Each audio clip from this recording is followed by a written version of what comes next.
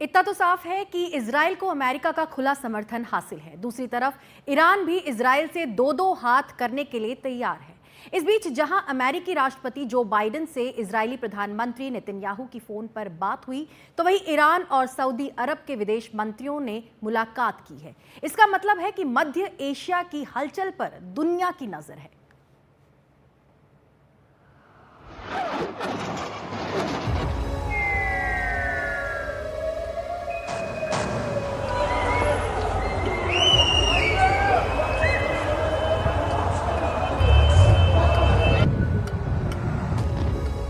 ईरानी मिसाइलों के हमले से इजराइल पर अब तक कोई फर्क नहीं पड़ा है।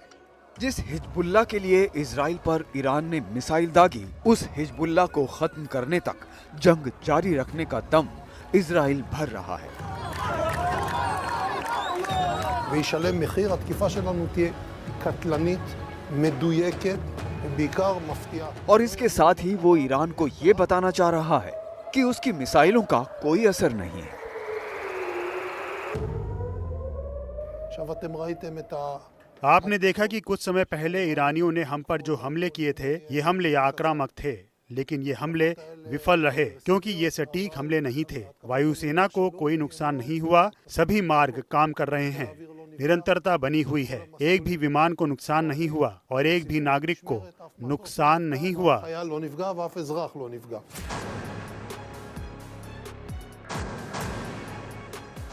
युद्ध के बीच भी दो बड़ी घटनाएं हुई। एक तरफ सऊदी अरब और ईरान के विदेश मंत्रियों ने मुलाकात की, तो दूसरी तरफ अमेरिकी राष्ट्रपति जो बाइडेन ने इजराइल के प्रधानमंत्री बेंजामिन नेतन्याहू से फोन पर बात की। उस बातचीत में अमेरिका की उपराष्ट्रपति कमला हैरिस भी शामिल थी। उस बातचीत का निचोड़ ये रहा कि अमेरिका इजराइल का पूरा समर्थन करेगा। अमेरिका ने ईरान के इजराइल पर दागे गए बैलिस्टिक मिसाइल हमले की निंदा भी की। अमेरिका ने ब्लू लाइन के दोनों किनारों पर लेबनानी और इजरायली नागरिकों को उनके घरों में सुरक्षित रूप से वापस लाने के लिए एक कूटनीतिक व्यवस्था की जरूरत बताई। इजराइल पर हिजबुल्लाह के हमलों की निंदा की और इजराइल से चाहा कि बैरूत की घनी आबादी पर हमला बोलने से पहले देखे कि आम नागरिकों को नुकसान न हो। गाजा में हमास के पास बंधक पड़े इजरायलियों को छुड़ाने के लिए कूटनीतिक चैनल खोलने पर दोनों ने जोर दिया। लेकिन इजराइल संयुक्त राष्ट्र संघ के मंच से भी यही कह रहा है कि वो हर सुलह समझौते को तैयार है अगर हिजबुल्लाह उनके नागरिकों पर हमला करना बंद करे। यदि हिजबुल्लाह चाहता है कि स्थिति सामान्य हो तो ये बहुत सरल है।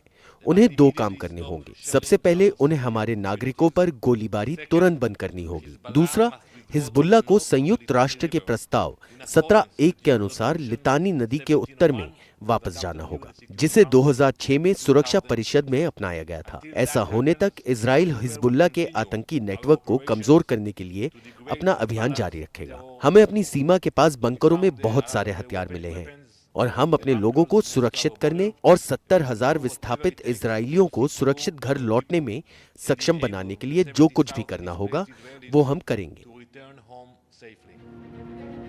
ईरानी विदेश मंत्री अराघची लेबनान और सीरिया के दौरे के बाद सऊदी पहुंचे। ईरान और सऊदी के बीच तनाव की एक बड़ी वजह लेबनान ही रहा है, जहां फिलहाल इजराइल के हमलों से तबाही हो रही है। सऊदी अरब चाहता है कि ईरान और हिजबुल्लाह का प्रभाव लेबनान में कम हो। ईरान ने बीते वर्षों में हिजबुल्लाह को लगातार समर्थन दिया है। ऐसे में इस विवाद का हल दोनों पक्षों के लिए आसान भी नहीं है। इस बीच इजराइल भी युद्ध में अपनों को खोता जा रहा है।